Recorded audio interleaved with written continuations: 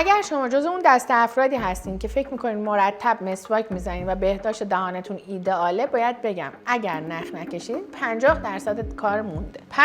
50% دیگه به عهده نخ کشیدنه. توی این ویدیو قراره بهتون آموزش سریع نخ دندون کشیدن رو بگم. اول اون مقدار دلخواه نخ که برای شما حس میکنین تو دستتون احساس راحتی داره رو جدا میکنید، بین انگشت اشارتون میپیچید و با حرکت شستتون قراره با این شیوه نخ کشیدن رو انجام بدید. ما با نخ کشیدن قرار نواحی بین دندونی و زیر نقاط تماس دندون که با مسواک تمیز نمیشه رو تمیز کنیم. هر بار که نخ رو رد میکنیم در هر ناحیه تماس، باید یک بار یک سطح این دندون و بار دیگه سطح مقابل رو تمیز کنیم. نخ رو از ناحیه تماس وارد میکنیم، با یه حرکت سی انگلیسی یا بغل کردن دندون شروع میکنیم، با یه حرکت بالا به پایین این سطح دندون رو تمیز کردن. معمولا نخ رو از بالا خارج میکنیم. اگر نخ دندون گیر کنه یا مشکلی وجود داشته باشه، میتونین به جای از بالا خارج کردن از ناحیه جلو یا ناحیه عقب نخ رو خارج کنید. اگر لثه شما زمان نخ کشیدن دچار خونریزی یا درد میشه، باید بدونید اون ناحیه التهاب یا جرم داره. نباید نخ کشیدن رو متوقف کنید، بلکه باید ادامه بدین تا لثه حالت بهبود پیدا کنه. ابتدا باید یه جنگی زیر لثه خوب انجام بشه و اون مشکل التهاب دندونتون برطرف بشه.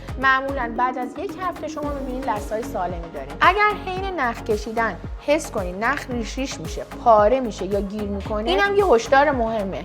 هشدار اینه که شما یا یه دندون پوسیده دارین یا یه دندون ترمیم یا روکش ایراد دارین که باعث میشه نخ دندون پاره بشه و باید جهت اصلاحش به دندون پزشک مراجعه کنین. اینا نکاتیه که توی نخ کشیدن به راحتی شما متوجه میشید.